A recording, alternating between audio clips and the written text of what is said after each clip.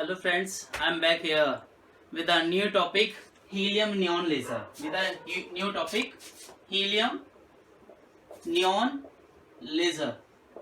Helium neon laser. So in the previous video we have discussed about the ruby laser. In the previous video we have discussed about the ruby laser. तो ruby laser और helium laser में एक काफी difference होता है. तो हम कहते हैं कि रूबी लेजर के कंपेयर में हीलियम लेजर आपकी ज्यादा इफेक्टिव होती है क्योंकि जो ये गैस लेजर है ये आपकी कंटिन्यूअस लेजर होती है और ये ट्यूनेबल होती है. दैट मीन्स हमें जितनी इंटेंसिटी वेवलेंथ की आपकी लेजर चाहिए होती है ये ट्यूनेबल होती है, तो ये ट्यून्ड हो जाती है. बट जो आपकी रूबी लेजर है वो ट्यून्ड नहीं होती है, तो ये आपकी बेस्ट होती है. ये आपको कंटिन्यूअस लेजर देती है और वो आपको कंटिन्यूअस लेजर नहीं देती है. तो आज हम डिस्कशन करेंगे इस हीलियम नियॉन लेजर के बारे में कि हीलियम नियॉन लेजर कैसे बनती है, क्या इसका कंस्ट्रक्शन है, क्या इसका प्रोडक्शन है, क्या इसकी वर्किंग है और क्या इसके यूजेस हैं, क्या इसके ड्रॉबैक है. हम आज इस वीडियो में टोटल डिटेल में हीलियम नियॉन लेजर के बारे में पढ़ना जा रहे हैं. ठीक है, तो अब हीलियम नियॉन लेजर को हम स्टार्ट करते हैं.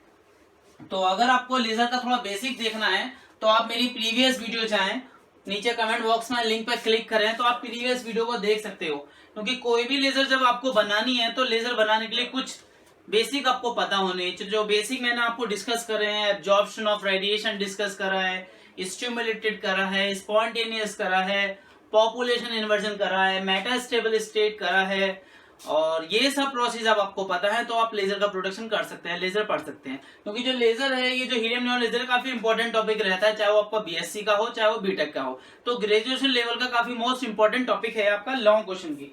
तो हम स्टार्ट करते हैं हीलियम नियॉन लेजर के बारे में. हीलियम नियॉन लेजर के बारे में तो इसका कैसे कैसे प्रोडक्शन होता है. तो हीलियम नियॉन लेजर जो होती है एक कॉम्बिनेशन होता है. आप इसको 4 लेवल लेजर भी बोल सकते हो, कभी कभी एग्जाम में ये 4 लेवल लेजर के नाम से भी आ जाती है, 4 लेवल लेजर. तो जो मैंने डिस्कस करा था रूबी लेजर जो होती है वो आपकी 3 लेवल लेजर होती है. रूबी लेजर आपकी 3 लेवल होती है, बट आपकी जो हीलियम नियॉन लेजर होती है इसको आप गैस लेजर भी बोल सकते हो, और ये आपकी 4 लेवल लेजर होती है, 4 लेवल लेजर होती है. तो इसमें भी बेसिकली 3 कंपोनेंट ही होते हैं. In this laser. तो हम इस लेजर में क्या करते हैं, in this laser we take helium and neon mixture. हम इसमें क्या करते हैं, हीलियम और नियॉन का मिक्सचर लेते हैं. We take 7 part of helium. हम हीलियम का 7 पार्ट लेते हैं एंड नियॉन 1 पार्ट. एक पार्ट हम नियॉन का लेते हैं, एक पार्ट हीलियम का. दैट मीन्स हम जो रेशियो लेते हैं हीलियम और नियॉन का, जो रेशियो लेते हैं इसके मिक्सचर में, जो रेशियो लेते हैं हम इस लेजर को बनाने के लिए, हम 7:1 का मिक्सचर लेते हैं. 7 for helium and 1 for neon. तो इसका हम मिक्सचर लेते हैं.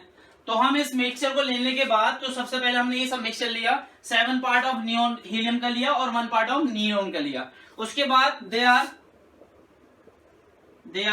Based on 3 component. ये लेजर भी आपकी 3 कंपोनेंट पे बेस्ड है. They are based on 3 component पे बेस्ड है. They are based on 3 components. तो 3 कंपोनेंट्स इसके जो मेन है इस लेजर को करने के लिए. तो आपका सबसे पहले कोई भी लेजर हो उसके लिए 3 कंपोनेंट बनाए थे जो भी लेजर एक्शन में बताया था. तो पहला होता है एक्टिव मीडियम. पहला जो कंपोनेंट है इसका एक्टिव मीडियम है. सेकंड जो आपका कंपोनेंट है आपका पंपिंग डिवाइस है. सेकंड वाला आपका पंपिंग डिवाइस है. और थर्ड वाला आपका क्या है, इसमें थर्ड वाला आपका ऑप्टिकल कैविटी है. ऑप्टिकल रेजोनेटर कैविटी बोलते हो और ऑप्टिकल रेजोनेटर बोल सकते हो. तो आप इसको बोलते हो ऑप्टिकल कैविटी या आप बोल सकते हो ऑप्टिकल रेजोनेटर. तो ये 3 मेजर कंपोनेंट होते हैं. अब इन 3 मेजर कंपोनेंट में क्या क्या होता है, एक्टिव मीडियम में क्या है आपका mixture of helium and neon का. एक्टिव मीडियम हम क्या करते हैं, हीलियम और नियॉन का मिक्सचर लेते हैं. अब बात करते हैं पंपिंग. कौन सी पंपिंग इसमें यूज होती है. तो इसमें जो पंपिंग मेथड यूज होता है वो इलेक्ट्रिक डिस्चार्ज मेथड होता है. Electric discharge method, electric discharge method use होता है इस पंपिंग में, आपका इलेक्ट्रिक डिस्चार्ज मेथड यूज होता है। और ऑप्टिकल रेजोनेटर आपको पता ही है इसमें क्या होता है, we have a two reflector, it have two reflector. इसमें क्या होता है, आपके दो रिफ्लेक्टर होते हैं, इट हैज टू रिफ्लेक्टर, इसमें आपके दो रिफ्लेक्टर होते हैं। तो तीन कंपोनेंट की मैंने बात करी, वन ऑफ देम इसका एक्टिव मीडियम होता है, सेकंड इसका पंपिंग डिवाइस, और तीसरा आपका ऑप्टिकल रेजोनेटर बोले तो ऑप्टिकल कैविटी। तो कोई भी लेजर बनानी है आपको ये तीन कंपोनेंट चाहिए। तो पहला एक्टिव मीडियम चाहिए, दूसरा पंपिंग डिवाइस चाहिए, तीसरा आपको ऑप्टिकल कैविटी या ऑप्टिकल रेजोनेटर चाहिए। अब हीलियम नियॉन के केस में हमने क्या करा, एक्टिव मीडियम में हमने रखा मिक्सचर रखा हीलियम का और नियॉन का। पंपिंग जो हम यहाँ पे ले रहे हैं वो इलेक्ट्रिक डिस्चार्ज मेथड यूज कर रहे हैं हम, दैट मीन्स इलेक्ट्रिकल पंपिंग ले रहे हैं, इलेक्ट्रिकल पंपिंग ले रहे हैं। ऑप्टिकल कैविटी में हमारे पास क्या दो रिफ्लेक्टर होते हैं, एक लेफ्ट साइड में और एक राइट साइड में। तो ये इसका बेसिक हो गया हीलियम नियॉन लेजर का, ये इसका बेसिक हो गया। दोबारा से बताता हूँ, हीलियम नियॉन लेजर आपकी 4 लेवल लेजर होती है और ये गैस लेजर होती है। तो इसमें जो मेन इंपैक्ट होता है आपका नियॉन का होता है। तो हम 7 पार्ट किसका लेते हैं, हीलियम का लेते हैं इसमें, और 1 पार्ट लेते हैं आपका नियॉन का।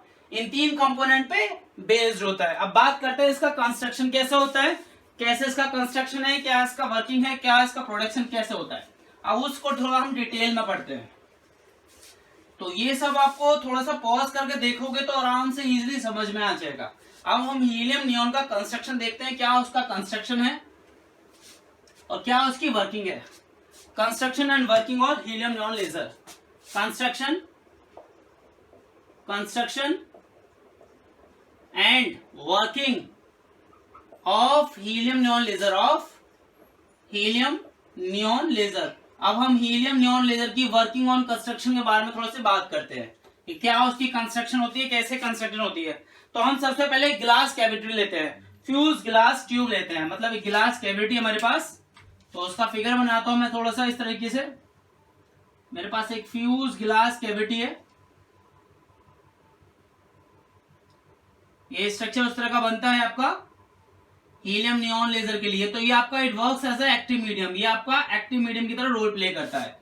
तो ये क्या है, फ्यूज ग्लास ट्यूब है, ये आपकी फ्यूज्ड ग्लास ट्यूब है, फ्यूज ग्लास ट्यूब ली है हमने, ठीक है। और इस ट्यूब को हम वर्क कर देते हैं एज अ एक्टिव मीडियम, यही आपका एक्टिव मीडियम कहलाता है, जिसमें कि हमने हीलियम और नियॉन का मिक्सचर रख दिया, हीलियम और नियॉन का मिक्सचर रख दिया। और इसको हमने क्या करा, एक सोर्स से कनेक्ट कर दिया, हमने इसको एक सोर्स से कनेक्ट कर दिया। और जो ये सोर्स है आपकी, ये इलेक्ट्रिक डिस्चार्ज मेथड है, इलेक्ट्रिक डिस्चार्ज मेथड है, इलेक्ट्रिक डिस्चार्ज मेथड हमने लिया है, इलेक्ट्रिक डिस्चार्ज मेथड लिया है। तो हमने यहाँ पे सोर्स लिया इलेक्ट्रिक डिस्चार्ज, यहाँ पे हम इलेक्ट्रिकल पंपिंग कराएंगे। तो हमने ये एक्टिव मीडियम लिया और उस एक्टिव मीडियम के साइड में हमने दो रिफ्लेक्टर लगा दिए। ये फ्यूज ग्लास ट्यूब है, उस ग्लास ट्यूब के साइड में हमने दो रिफ्लेक्टर लिख दिए। Just we take a two reflector, it works as a optical resonator, two reflector, this is M1 mirror M1, this is your M2। जो ये M1 है, this is your fully reflected, this is your fully reflected, ये वाला आपका fully reflected हो रहा है, this is your fully reflected, और this one your partially reflected, this one your partially reflected। तो हमारे पास क्या है, अब हमारे पास ये कंस्ट्रक्शन बन चुका है, हमारे पास कंस्ट्रक्शन बन चुका है, हमें हीलियम नियॉन का कंस्ट्रक्शन करना है। तो ये सेंटर पे आपका active medium, this is your active medium, this is your active medium, जहां पर हमने मिक्सर रखा है हीलियम एंड नियॉन का, हीलियम एंड नियॉन का। तो हम मिक्सर रखने के बाद हम क्या करते हैं, सबसे पहले इसमें सोर्स ऑफ लाइट को ऑन करते हैं। तो हमने सोर्स क्या लिया, इलेक्ट्रिक डिस्चार्ज ट्यूब ली है, सोर्स में इलेक्ट्रिक डिस्चार्ज ट्यूब ली है। तो फिगर सबसे पहले क्लियर होना चाहिए, फिगर में ये बात आप इसकी वर्किंग प्रोफाइल पढ़ेंगे। ये आपकी आउटपुट पे आपको लेजर बीम मिल जाती है, आउटपुट पे आपको लेजर बीम मिल जाती है। तो अब इसकी वर्किंग प्रोफाइल हम पढ़ते हैं। तो हमने सबसे पहले क्या रखा है, सेंटर में आपने एक्टिव मीडियम में आपने मिक्सचर रखा है, एक्टिव मीडियम आपने मिक्सचर रखा है हीलियम और नियॉन का, जिसमें कि हीलियम क्या है 7 पार्ट है और नियॉन आपका 1 पार्ट है। और उसके बाद मैंने उसको क्या करा है, एक हाई पावर सोर्स से कनेक्ट कर दिया, that is called electric discharge method. ये आपकी इलेक्ट्रिक डिस्चार्ज मेथड लिया है क्योंकि हम यहाँ पे जो पंपिंग कराएंगे वो इलेक्ट्रिकल पंपिंग से कराएंगे. We have to use the electrical pumping. There are two reflectors. One of them is M1, another is M2. The M2 is fully reflected and M1 is partially reflected. M1 is partially reflected. अब इस figure में क्या process हो रहा है वो मैं आपको इसके एनर्जी लेवल डायग्राम से समझाता हूँ. तो आपको इसको कंस्ट्रक्शन तो क्लियर ही होगा. इस कंस्ट्रक्शन में कोई डाउट नहीं होना चाहिए. हमारे पास एक फ्यूज क्वार्ट्ज ट्यूब है. उस ट्यूब के सोर्स से हमने कनेक्ट करा है. उस ट्यूब को हमने सोर्स से कनेक्ट कर रहा है. जो सोर्स है यहाँ पर इलेक्ट्रिक डिस्चार्ज मेथड लगाया है. दैट मींस अब हम इलेक्ट्रिकल पंपिंग करेंगे इसमें, क्योंकि रूबी लेजर में आपकी ऑप्टिकल पंपिंग होती है, यहाँ पे हम इलेक्ट्रिकल पंपिंग करेंगे. और हमने सेंटर में इसमें एक्टिव मीडियम हमने मिक्सचर रख दिया हीलियम एंड नियोन का, और साइड में 2 रिफ्लेक्टर लगा दिए.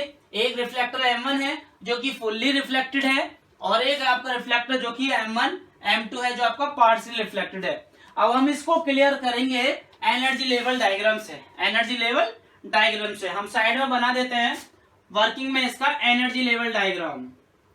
एनर्जी लेवल डायग्राम, क्योंकि किस तरह से ये वर्क कर रहा है वो सब आपको पता होना चाहिए, तो वो हम इसकी वर्किंग में क्लियर करेंगे. Working by energy level diagram. Working by energy level diagram. अब एनर्जी लेवल डायग्राम में मैंने जैसे आपको बताया आपकी 4 लेवल लेजर होती है. 4 लेवल लेजर होती है. तो हम इसके लेवल बनाते हैं. लेवल, तो इस तरह से इसका एनर्जी लेवल डायग्राम बनाएंगे. हमें यहाँ पे क्या करना है, 4 लेवल को रिप्रेजेंट करना है. तो हमारे पास यहाँ पर 4 स्टेट है, 4 स्टेट है.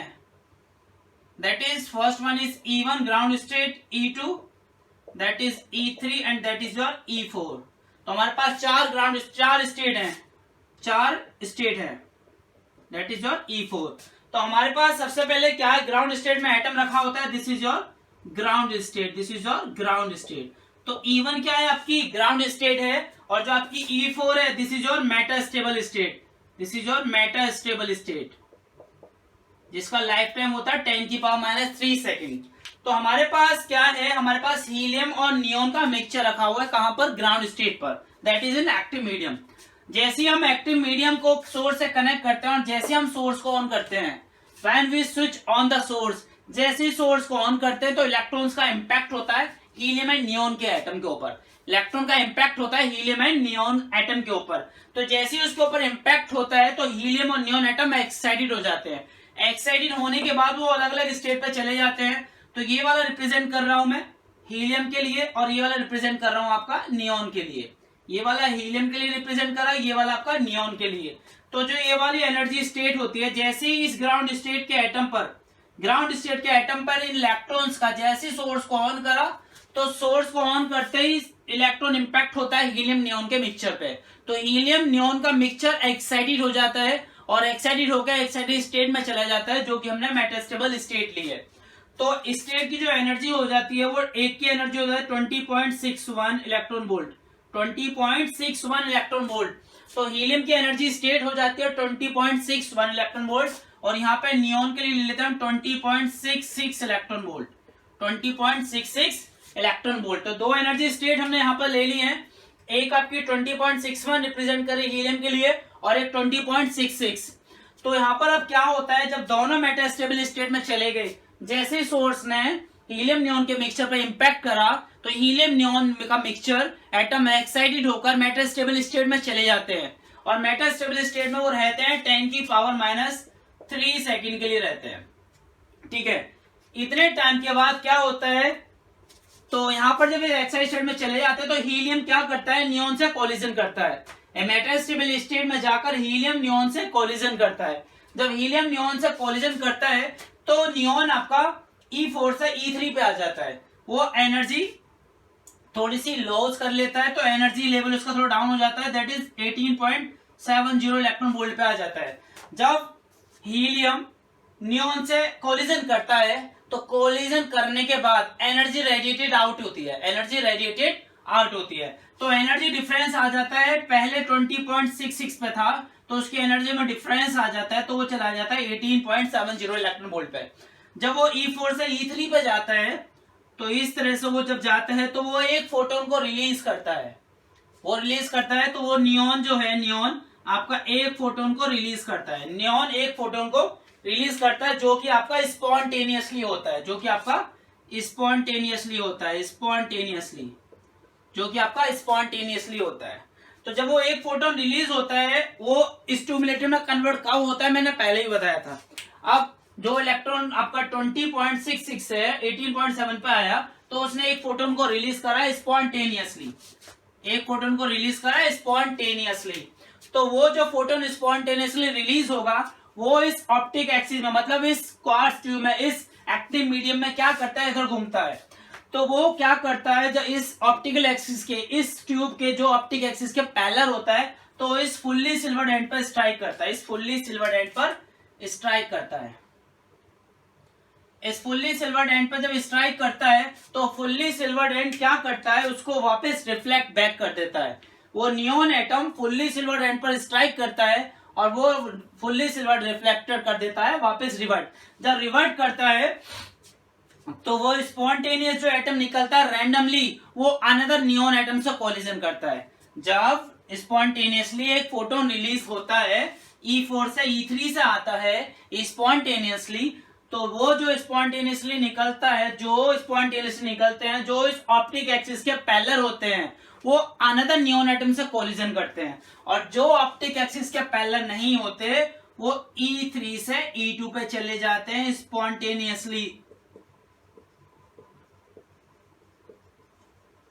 E3 से E2 पे चले जाते हैं स्पॉन्टेनियसली, एक फोटोन को रिलीज करते हुए, एक फोटोन को रिलीज करते हुए, जो ऑप्टिक एक्सिस के पैरेलल नहीं होते। जो ऑप्टिक एक्सिस के, जो इस ऑप्टिक एक्सिस के, इस फ्यूज के ऑप्टिक एक्सिस के पैरेलल होते हैं, वो इस फुल्ली सिल्वर्ड एंड पर स्ट्राइक करते हैं।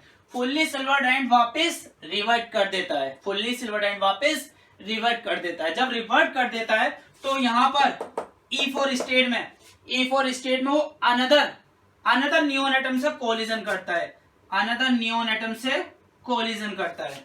जब कोलिजन करता है तो मेरे को कितने एटम मिल रहे हैं, मेरे को अब यहाँ पर 2 फोटोन मिलते हैं। अब यहाँ पर मेरे को 2 फोटोन मिलते हैं। वो कैसे मिलते हैं, स्टिमुलेटेड, वो मिलते हैं स्टिमुलेटेड प्रोसेस से, स्टिमुलेटेड प्रोसेस से मिलते हैं। तो मुझे स्टिमुलेटेड प्रोसेस से यहाँ पर आपके 2 फोटोन मिलते हैं, 2 फोटोन मिलते हैं। और ये प्रोसेस जब कंटिन्यूअसली चलता रहता है, कंटिन्यूअसली चलता रहता है, तो हमें सेमी सिल्वर्ड एंड पर एक लेजर बीम मिलती है, सेमी सिल्वर्ड एंड पर एक लेजर बीम मिलती है। वो जो लेजर बीम होती है वही आपकी हीलियम नियॉन लेजर होती है, वही आपकी हीलियम नियॉन लेजर होती है। अब बात करते हैं, यहाँ पे ये स्पॉन्टेनियसली निकल गया, तो एक फोटोन जो ऑप्टिक एक्सिस के पैरेलल नहीं था वो E2 पे आ गया स्पॉन्टेनियसली एक फोटोन को रिलीज करता हुआ। तो उसके बाद E2 और E1 में क्या है, तो जब रिलीज हो जाता है एटम स्पॉन्टेनियसली फोटोन को रिलीज कर देता है, फिर वो लास्ट में E2 से E1 पे आता है। जो E1 पे आता है तो ये वाला आपका रेडिएशन लेस हो जाता है, रेडिएशन लेस ट्रांजिशन हो जाती है। तो यहाँ पर कोई आपका रेडिएशन नहीं निकलती। तो आपके पास ये 4 लेवल है। फर्स्ट लेवल आपका रेडिएशन लेस दिखा रहा है, दूसरे लेवल में आपका स्पॉन्टेनियसली एमिशन हो रहा है, स्पॉन्टेनियसली एमिशन शो कर रहा है। और जो थर्ड और फोर्थ लेवल है वहीं पे आपकी लेजर बन रही है, थर्ड एंड फोर्थ लेवल के बीच में ही आपकी लेजर बन रही है। और जो थर्ड फोर्थ में आपको लेजर निकल रही है स्टिमुलेटेड प्रोसेस से, वही आपकी हीलियम नियॉन लेजर है, वही आपकी हीलियम नियॉन लेजर है। तो मैं इस फिगर को थोड़ा सा रब करके इस वाले फिगर को दोबारा से थोड़ा समझा देता हूं, क्योंकि जो मेन है इसी प्रोसेस में हो रहा है। क्योंकि एनर्जी लेवल डायग्राम अगर इसका क्लियर हो जाता है तो आराम से ये फिगर समझ में आ जाती है और ये लेजर का प्रोडक्शन आराम से हो जाता है, लेजर का प्रोडक्शन आराम से हो जाता है। तो मैं इस लेवल को दोबारा से इसमें क्लियर कर देता हूं। तो मेरे पास दोबारा से रिप्रेजेंट कर रहा हूं, मेरे पास 4 स्टेट है इस तरह से, वी हैव अ 4 स्टेट। मैं इस वाली फिगर को दोबारा से रिप्रेजेंट कर रहा हूं। ये हमारी ग्राउंड स्टेट E1 थी और ये हमारी ग्राउंड स्टेट से ऊपर है मेटल स्टेबल स्टेट E4 है। तो हमारे पास 4 स्टेट है, E1, E2, E3 और E4। ठीक है, तो इस फिगर को दोबारा से मैं एक्सप्लेन कर रहा हूं। तो जैसे ही एटम ग्राउंड स्टेट पर है, ग्राउंड स्टेट पे हीलियम नियॉन के एटम होते हैं, तो उस पर आप इलेक्ट्रिक डिस्चार्ज से इलेक्ट्रॉन का इम्पैक्ट करते हो। तो इलेक्ट्रॉन इम्पैक्ट होकर आपके हीलियम और नियॉन चले जाते हैं एक मेटास्टेबल स्टेट पे, मेटास्टेबल स्टेट पे। तो ये आपका हीलियम रिप्रेजेंट करता है, ये आपका नियॉन करता है। तो इसका जो एनर्जी लेवल होता है वो दैट इज 20.61 इलेक्ट्रॉन वोल्ट, और यहाँ पर एनर्जी होती है 20.66 इलेक्ट्रॉन वोल्ट। तो हीलियम और नियॉन जब इस मेटास्टेबल स्टेट पे हीलियम नियॉन से कोलिजन करता है, इस स्टेट पे हीलियम नियॉन से कोलिजन करता है, तो हीलियम जब नियॉन से कोलिजन करता है तो यहाँ पे एनर्जी डिफरेंस रेडिएटेड आउट होता है। दैट मीन्स नियॉन अपनी थोड़ी सी एनर्जी लूज कर लेता है तो वो अनदर एनर्जी स्टेट पे आ जाता है, दैट इज 18.7 इलेक्ट्रॉन वोल्ट। तो और जब वो इलेक्ट्रॉन वोल्ट मतलब एनर्जी लूज करता है तो वो एक स्पॉन्टेनियसली फोटोन को रिलीज भी कर देता है, स्पॉन्टेनियसली फोटोन को रिलीज कर देता है, एक फोटोन को रिलीज कर देता है। तो मैंने ये बताया था जो फोटोन स्पॉन्टेनियसली रिलीज होते हैं वो अगर ऑप्टिक एक्सिस के पैरेलल होते हैं तो वो फुल्ली सिल्वर्ड एंड पर स्ट्राइक करते हैं। तो फुल्ली सिल्वर्ड एंड क्या करता है, उसको वापस रिवर्ट कर देता है। जब रिवर्ट कर देता है तो यहाँ पर ये जो फोटोन निकला है ये अनदर नियॉन एटम से कोलिजन करता है और ये स्टिमुलेटेड प्रोसेस में कन्वर्ट हो जाता है, स्टिमुलेटेड प्रोसेस में कन्वर्ट हो जाता है, स्टिमुलेटेड एमिशन में कन्वर्ट हो जाता है और मुझे यहाँ पर लेजर मिल जाती है, और मुझे यहाँ पर लेजर मिल जाती है। जो ऑप्टिक एक्सिस के पैरेलल नहीं होता वो यहाँ स्पॉन्टेनियसली फोटोन को रिलीज कर देता है, स्पॉन्टेनियसली फोटोन को रिलीज कर देता है और लास्ट में जो स्टेट हो जाती है वो आपकी रेडिएशन लेस हो जाती है, रेडिएशन लेस हो जाती है। तो यहाँ पर 4 स्टेट है आपकी E1, E2, E3 and E4। तो आपको E3 और E4 के बीच में ही आपको लेजर मिल जाती है और वही लेजर आपकी हीलियम नियॉन लेजर कहलाती है, वही आपकी हीलियम नियॉन लेजर कहलाती है। तो अब बात करते हैं, लेजर तो क्लियर हो गया, अब लेजर के यूजेस की बात करते हैं। हम इसके यूजेस की बात करते हैं, यूजेस ऑफ लेजर। तो बेसिकली इसके जो यूजेस हैं, तो ये इसका जो फर्स्ट यूज होता है आपका इन कम्युनिकेशन में होता है, इन कम्युनिकेशन में। इन कम्युनिकेशन की अगर बात करते हैं, कम्युनिकेशन में, in communication laser is used in optical fibre to transmit the signals, to transmit the information। तो ये ऑप्टिकल फाइबर में इंफॉर्मेशन ट्रांसमिट करने के काम आता है, ऑप्टिकल फाइबर में इंफॉर्मेशन ट्रांसमिट करने के काम आता है। सेकंड ले लेते हैं, आपको होलोग्राम बनाना है या फिर इन लेबोरेटरी कर देते हैं, in labs it is used to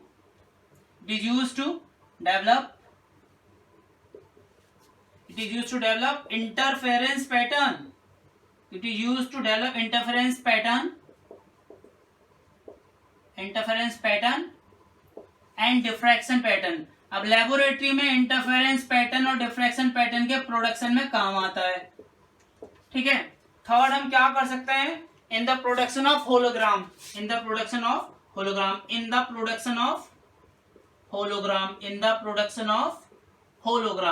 ये होलोग्राम के प्रोडक्शन में काम आता है। होलोग्राम क्या होता है, बेसिकली आपने देखा होगा बुक्स वगैरह पे लगा होता है एक स्टिकर सा सिल्वर से कलर का, तो उसमें क्या होता है वो इसकी ओरिजिनलिटी बताता है। तो ये इसके थोड़े से मैंने 3 यूजेस बता दिए। यूजेस तो इसके बहुत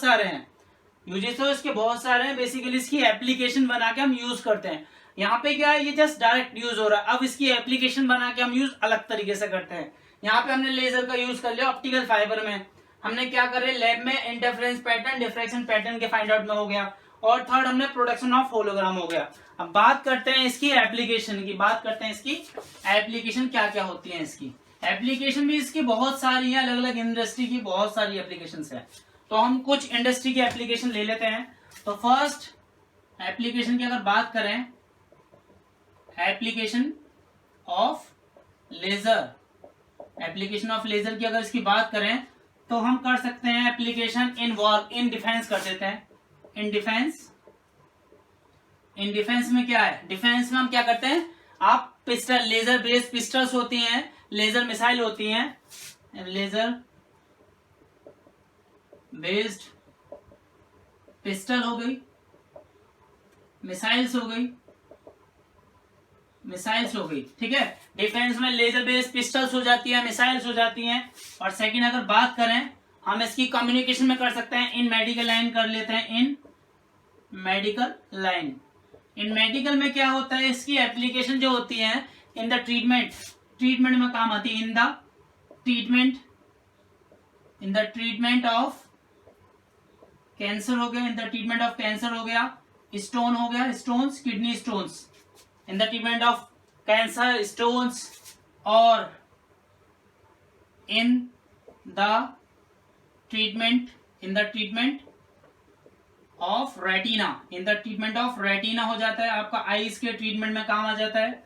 और क्या हो सकता है, वो एप्लीकेशन तो इसकी बहुत सारी हैं, एप्लीकेशन तो इसकी बहुत सारी हैं। और क्या हो सकती है इसकी एप्लीकेशन, थर्ड ले लेते हैं, कम्युनिकेशन में ले लेते हैं, इन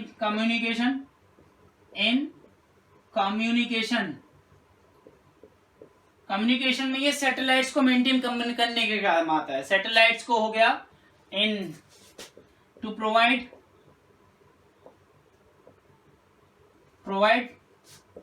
signals and maintain satellite and rockets, जो रॉकेट्स होते हैं और सैटेलाइट होते हैं उनको सिग्नल्स को मेंटेन करने का काम आता है। तो कम्युनिकेशन हो गया। बायोलॉजिकल सेल में काम आता है, बायोलॉजिकल सेल के ट्रीटमेंट में काम आता है। तो इसकी एप्लीकेशन बहुत सारी हैं, इसकी एप्लीकेशन भी बहुत सारी हैं। तो ये आपकी एप्लीकेशन हो गई और आपके यूजेस हो गए। तो आपकी हीलियम नियॉन लेजर भी आपकी बेस्ट रोल प्ले करती है। अब थोड़ा सा बात करते हैं हम इसका कि हीलियम और नियॉन लेजर में, या हीलियम नियॉन लेजर तो वर्सेस हम helium neon laser versus ruby laser. अब इन दोनों में हमारा वर्सेस क्या चलता है, helium versus neon laser, ruby laser. तो जो हीलियम लेजर होती है it provides continuous laser but ruby laser provide pulse laser.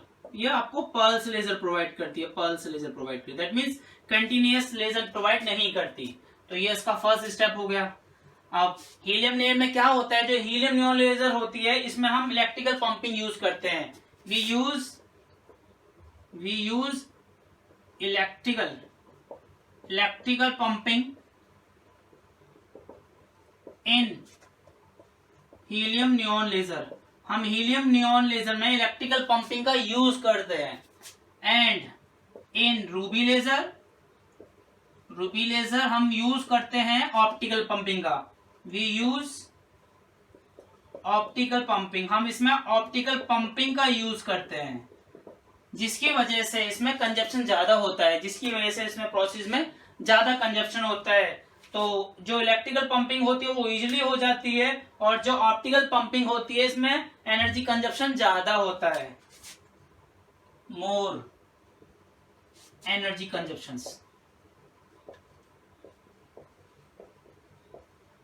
ठीक है, ये इसका बैड इफेक्ट है। तो रूबी लेजर में एनर्जी कंजप्शन ज्यादा होता है in comparison to helium neon